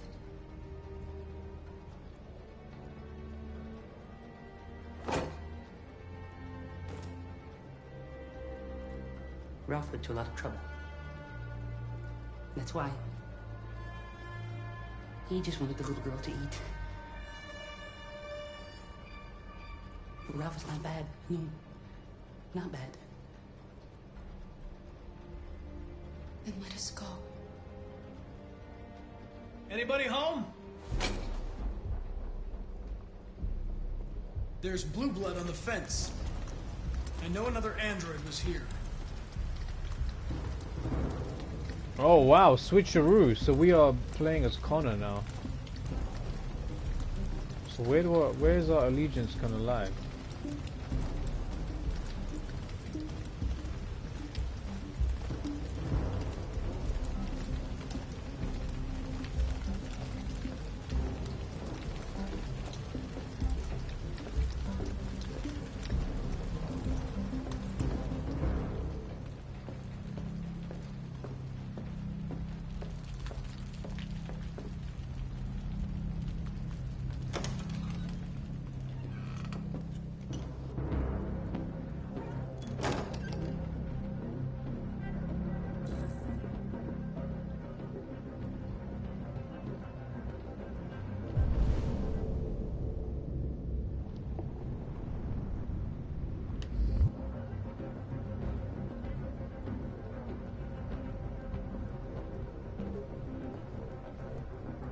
There's blue blood on the fence.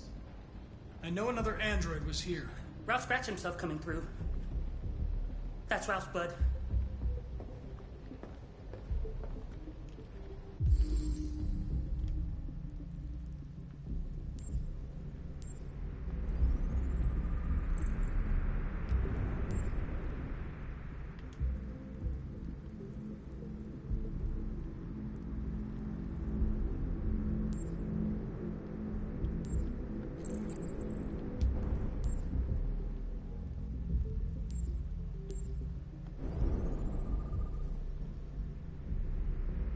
Gardener, okay, report missing, WR series.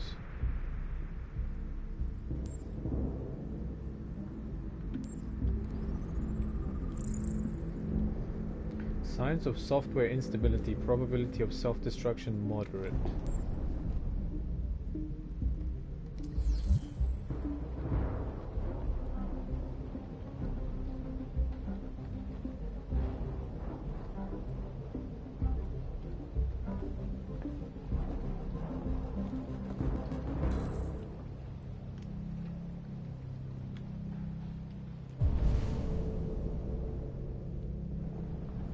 Find the source of stress.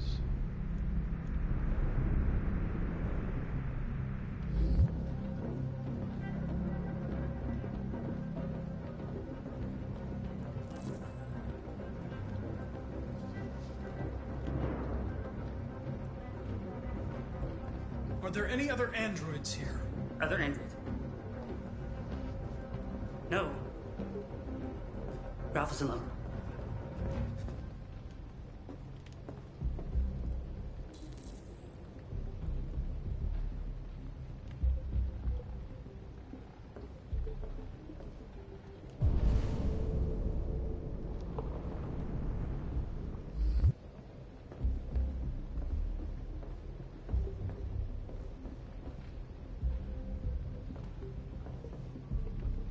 Don't be afraid. I'm not gonna hurt you.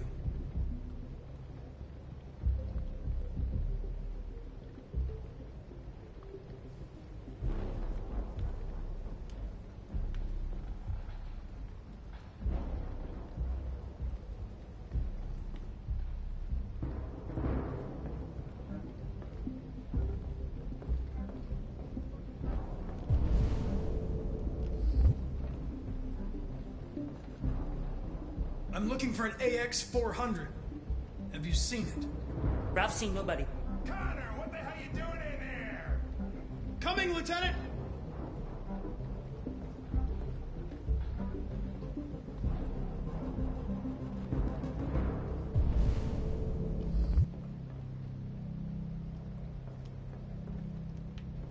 Okay, so for some reason he can't go upstairs. That's very strange.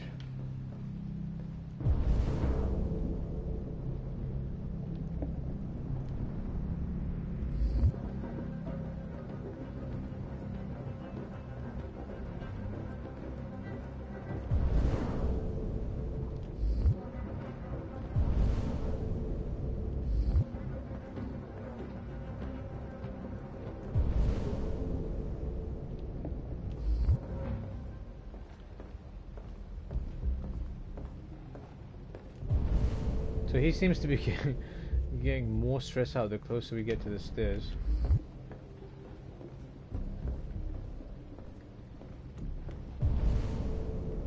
So we've analyzed the fireplace, maybe the door.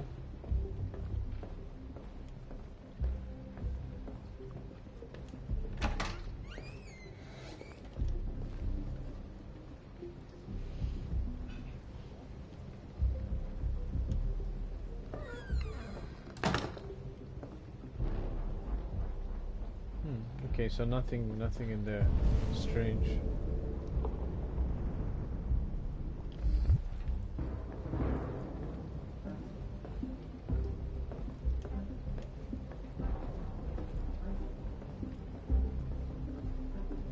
Yeah, he's definitely getting more stressed out the closer we get to this.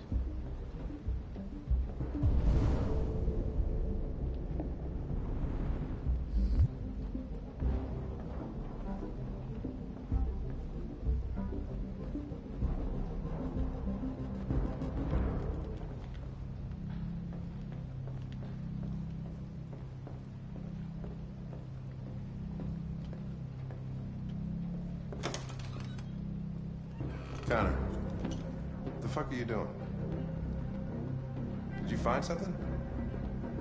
No. No, it's not here. Yeah, just like I said in the first place. Come on, let's get out of here.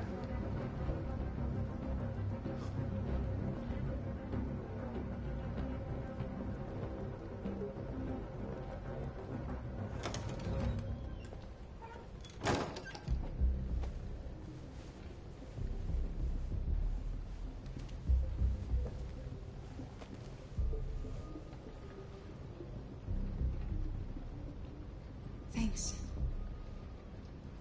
Protect the little girl. The humans must not find her.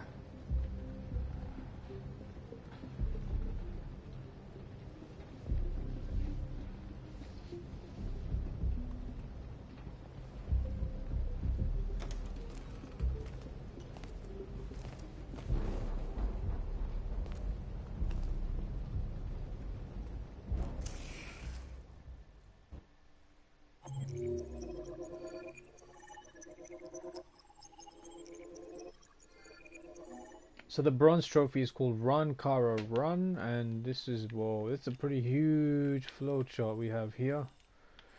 Wow, whoa, that's massive. This is probably the biggest we've seen so far. So this is on the run. We did 27% of the possible scenarios. So this is morning in the squat. So there's probably other places where we can kind of start out. So one would have been in the car, one would have been in the motel, and then there's other charts to kind of flow even longer. But let's quickly see what decisions we made. So 41% of players started out their morning in the squat. So we read the cyber wildlife, we did a lot of reading. I revived the fire, read the leaflet, looked at Ralph's stuff, changed the clothes. So yeah, I think one of those padlocked ones is something to do with the gun. Because I honestly, until I read the Twitch chat, I didn't even know that we placed the gun down. It might have just gone over my head. I'm going to check it out later on. But we changed the clothes, and then there's two padlocked kind of options. And I think those were the options we could have used in the conversation with Ralph. Cut and color, so we went with blonde. So 12% of people went with blonde. Remove the LED. There's another option there. I think that option was to open the shower curtain, because there was something kind of behind there.